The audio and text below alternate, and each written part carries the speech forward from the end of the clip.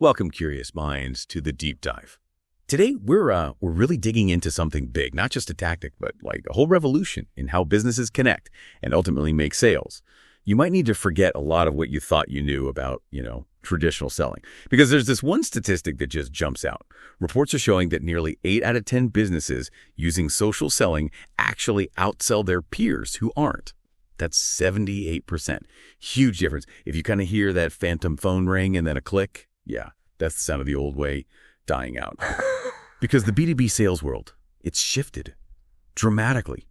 Buyers, they're way more informed now, they're independent, and honestly, they're just not that receptive to the old interruptions. They're doing their own homework, on social platforms, way before they even think about talking to a salesperson. It's a completely different game. Absolutely. And it's crucial to understand this isn't just like a passing fad or some shiny object. It's a fundamental shift, a realignment in how business relationships actually start, how they grow, and how they drive revenue.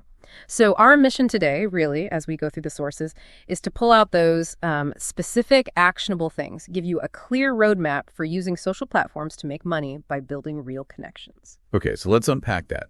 If the old ways are fading, why exactly are those traditional methods, the cold calls, the generic emails, why are they becoming so much less effective now? What really happened? Yeah, critical question. And the answer, it really comes down to buyer behavior. It's totally changed. The whole post-pandemic thing just accelerated digital adoption like crazy, right? And B2B buyers, they're really leading this charge towards self-direction. Think about it. Something like 3 out of 4 B2B buyers are using social media now to check out vendors before they even consider deciding. They want answers, but on their own schedule, filtering info through their networks usually, not when some salesperson decides to barge into their day. Right, so it's about control. Buyers wanting control.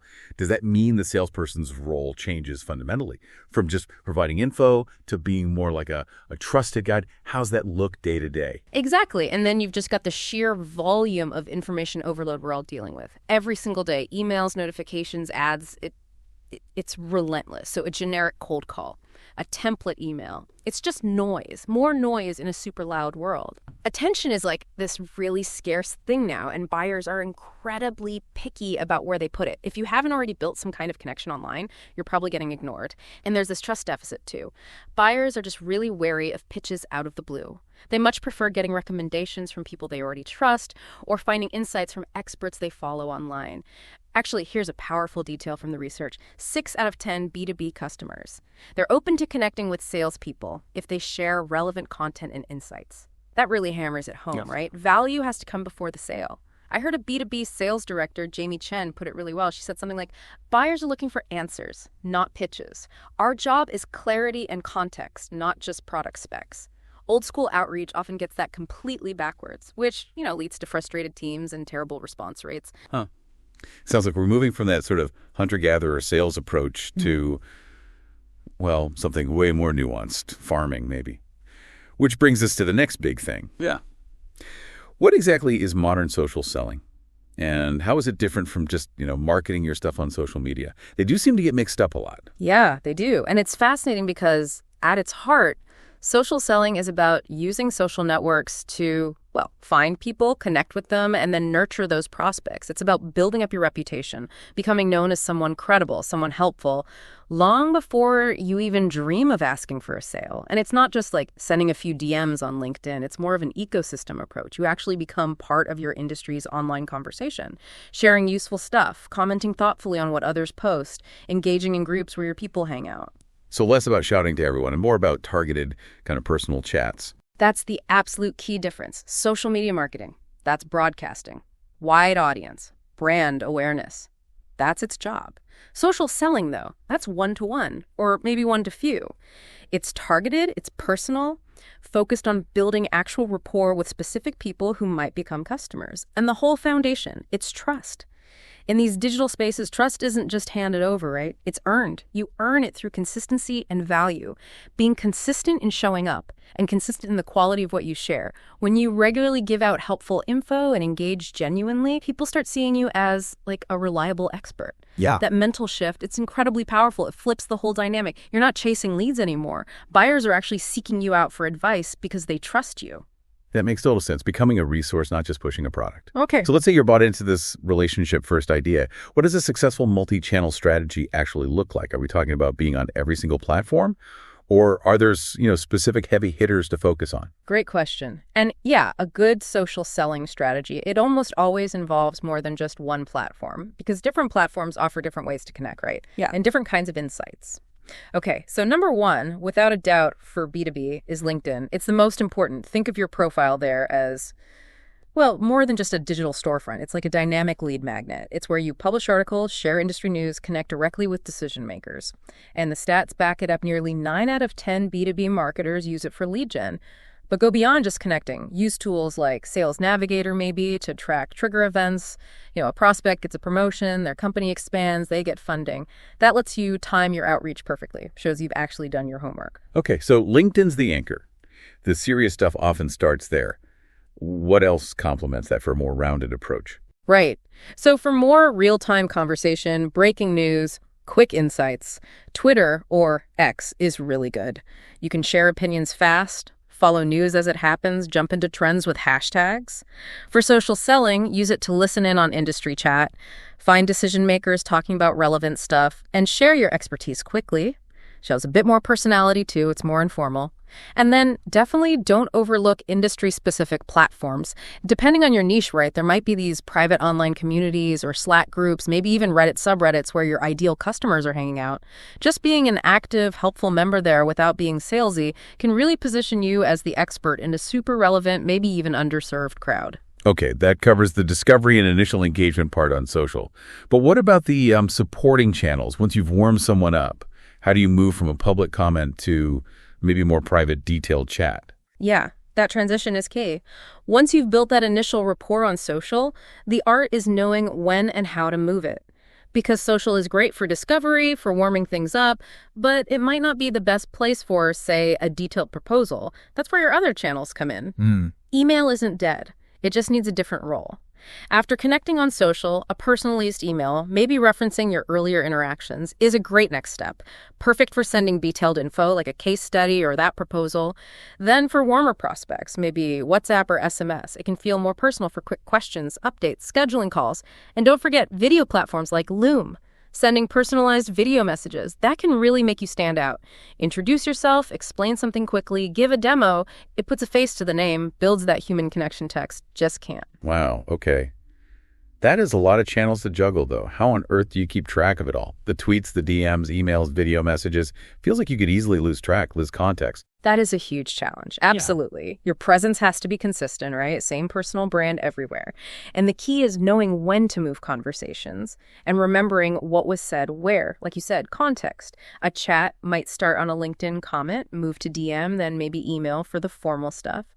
This is really where modern tools become, well, essential. A system that can bring all your contacts together, log conversations from LinkedIn, email, wherever, into one single view.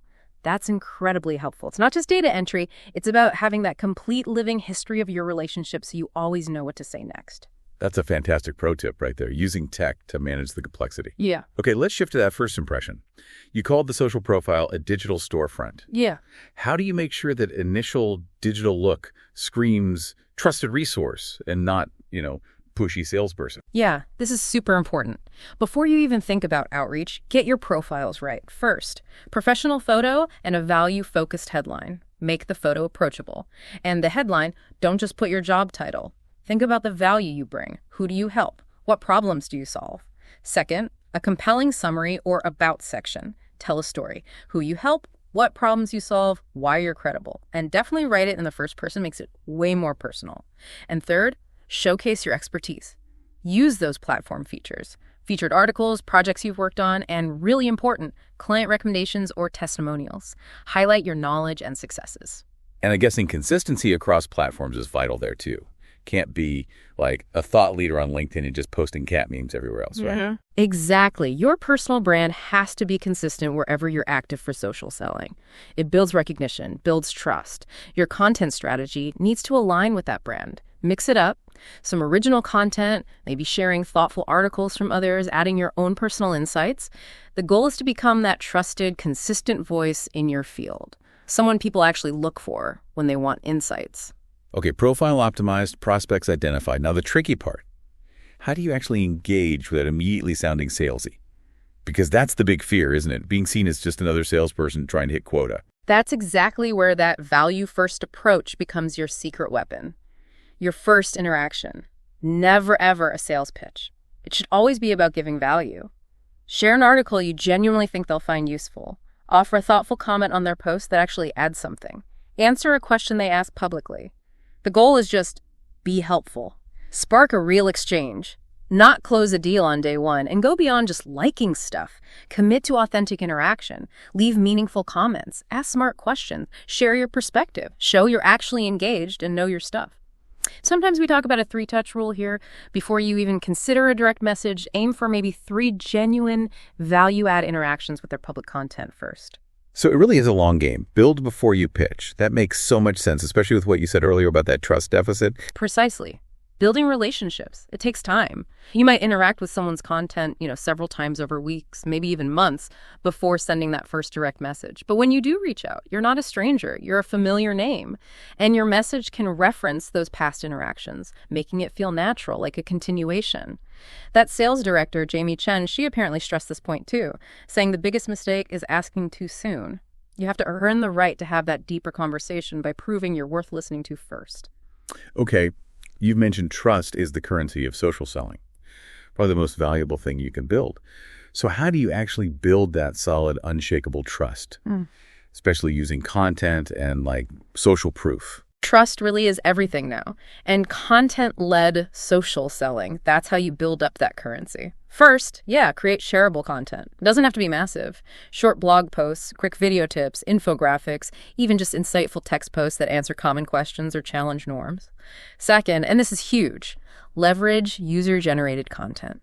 Share testimonials, success stories, reviews from happy customers, a post from a satisfied client in their own words, often way more powerful than anything you can say yourself. And don't forget the basics, like using relevant hashtags and keywords so people can actually find your great content. It sounds like showing, not just telling, is really critical, like building a portfolio of your credibility online. Exactly. You need to showcase customer success. Use specific stories, data if you have it, compelling testimonials that really demonstrate the impact you have. Authority through consistency is also massive. Just showing up regularly, providing value, that builds trust in your expertise over time. People see you know what you're talking about. And, a classic still works wonders. Leverage mutual connections. If you can get a warm introduction from someone you both know, still one of the best ways to start a high-trust conversation. Now, a big hurdle for a lot of people is, how do you keep things personal when you scale up? You can't possibly remember every detail about hundreds of contacts, right? This is where tech actually helps you be more human, not less. Use social insights for tailored outreach. Before contacting someone, spend just a couple of minutes on their profile. What did they post recently? Interests, industry trends they're talking about. Use that to tailor your message. Makes it feel relevant, personal, and maintaining those personal touches. Small things matter. Congratulate someone on a work anniversary, a new job, company news. It's almost impossible to track manually. But a good relationship management system, like the Folk app, for instance, can help remember these details, prompting you at the right time. It strengthens those bonds. Lastly, automation with authenticity. Sure, automate scheduling posts, maybe reminders, but the communication itself always needs to feel human. Use automation to free up your time for genuine interaction, not to replace it with generic bot messages. Okay, this all sounds incredibly strategic, really promising. Right. But how do we know it's actually working? What are the metrics that really matter? Beyond just vanity metrics like likes or follower counts that feel good but don't, pay the bills. Right. This is where we cut through the noise and look at real impact. Engagement rates, likes, comments, shares, they're okay for tracking reach. But you absolutely have to track conversion rates. How many of those likes or comments actually lead to a real conversation, a meeting, a closed deal? Some newer tools even offer things like relationship scores. They try to gauge the strength of your connection based on interaction frequency, depth, things like that. Helps you prioritize who to focus on. But maybe the most powerful metric, pipeline influence. It's often hard to say this one tweet closed this deal, but you can track how many deals currently in your pipeline had at least one social selling touch point. That shows the overall influence your social efforts are having on sales performance. Gives a much clearer ROI picture. So it's not just top-of-funnel fluff. It's about connecting social activity directly to deals in the pipeline, seeing that strategic impact.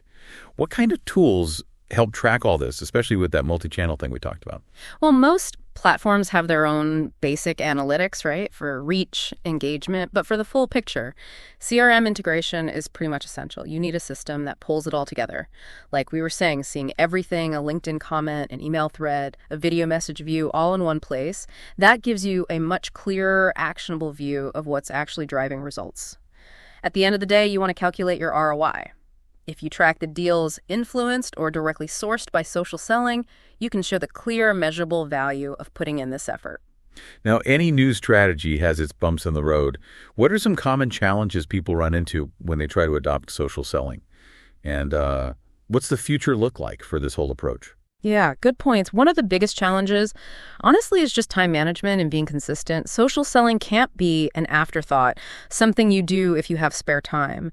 It needs to be part of your daily routine. Even just blocking out, say, 30 to 60 minutes of focused strategic activity each day can yield amazing results over the long haul. Sustainable routines are absolutely key. And what about pitfalls once you're actually doing it? Social media can be kind of a minefield sometimes. Definitely. First big one, avoid over-automating. People can spot those generic bot-sent messages a mile off.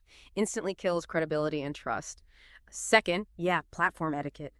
What flies on LinkedIn might be totally wrong for Twitter X, right? You gotta understand the unwritten rules of each space. And finally, maintain those professional boundaries. Yes, build relationships, be authentic, but it's still business. Keep it professional. Looking ahead. Social selling is definitely still evolving.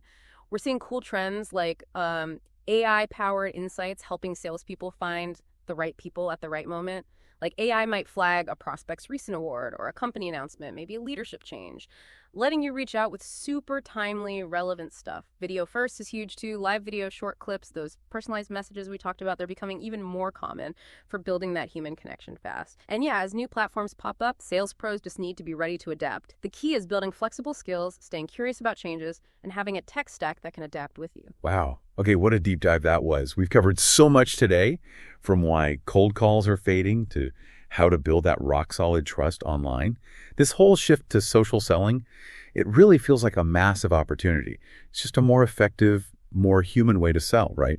And it perfectly matches how buyers actually want to be engaged today. It's about building this pipeline of leads who already trust you, see you as a go-to resource, often before you even have a formal sales chat. It truly is a revolution. So for everyone listening, what are the immediate next steps? First, go optimize the social profiles, make them clear about your value, turn them into lead magnets. Second, start that consistent routine, share helpful stuff, engage genuinely in industry conversations. Third, start building those targeted lists and begin engaging. Always value first. And look, as you scale this up, it's definitely going to get more complex, trying to keep everything organized across all those channels. That's really where a modern relationship manager tool can make a huge difference. If you find yourself struggling to track who you talk to where, or keeping your outreach truly personal across LinkedIn, email, Twitter, maybe even video, a tool specifically built for this kind of multi-channel relationship-focused selling, like the Focus CRM we mentioned, can be a lifesaver. Helps manage contacts, track conversations, personalize outreach, all without getting totally bogged down in manual tasks. Remember, the best time to start building these relationships was probably yesterday. But the next best time, it's right now. Start building them, one authentic conversation at a time. So for you listening, what's maybe one key thing from today's deep dive that you're going to apply to your B2B sales strategy right away?